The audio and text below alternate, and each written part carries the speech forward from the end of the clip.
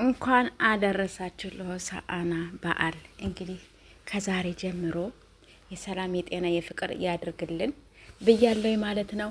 ሰላም ሰላም ሰላም፣ ውድ ቤተሰብ እንዴት ናችሁ? ደህና ናችሁ? ያለው እግዚአብሔር ይመስገን። በያላችሁ በሰላማችሁ ብዝት ዝት ይበልልኝ የኔ ውዶች የኔ ምርጦች ማለት ነው።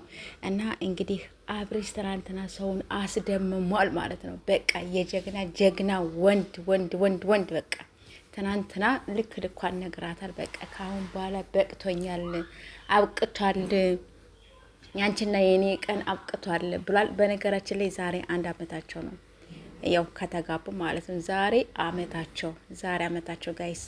እና እንግዲህ ትናንትና አብርሽ ወንድነቱን አሳይቷል ማለት ነው። ጀግንነቱን፣ ብርታቱ፣ ምኑ ሁሉም ነገር ነው እንግዲህ ያሳየ ማለት ነው። በጣም በጣም ደስ የሚል ነገር ነው። የትናንት ነው በጣም የሚለይ ነገር ነው። ሩታን እስከሚያስለቅስ ድረስ ማለት ነው። ሩታን እስከሚያስለቅስ ድረስ ይሄው አሳየሽ። አሁን ሁሉን ነገር ነው ያሳየሽ። ገባሻ? ስለዚህ ከዚህ እንድትማሪ ለሌሎችም ትምህርትም እንዲሆናቸው ለኦዲየንሶችም ትምህርትም እንዲሆናቸው ብቃቱን ነው ትናንት ያሳየሽ ማለት ነው። ስለዚህ ብታለቅሽ ምን ብቲ በቃ በዚያም በዚህም ብለሽ እሱን ለማስፈረድ ምናምን ብትሞክሪ አይሳካልሽም ብያለሁ ማለት ነው። ሌላው እንግዲህ ሄርሜላዬ እንኳን አደረሳችሁ ለሆሳዕና በዓል ብላ ፖስት አድርጋለች ቲክታክ ሰፈር ላይ ማለት ነው። ፖስት ነው ያደረገችው፣ ቪዲዮ አይደለም። እና እንግዲህ የኔ ውዶች የኔ ምርጦች በዚህ መልኩ ሄርሜላዬ ፏ ብትን ብላ መጣለች። ይመችሽ የኔ ውድ የኛ ጀግና ማለት ነሽ።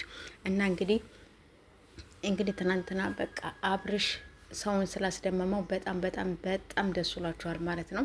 ደስ ይበላቸው ብያለሁኝ።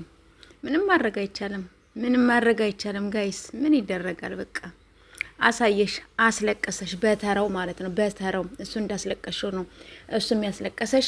ቻዩ እንግዲህ ይቅርታ ቻዩ ብያለሁኝ። ሄርሜላ ማለቴ ሩታ ማለት ነሽ። ሩታ ቻዩ እንግዲህ ጉዞ ወደፊት የሚሉ እንግዲህ እነማን ይመስላችኋል?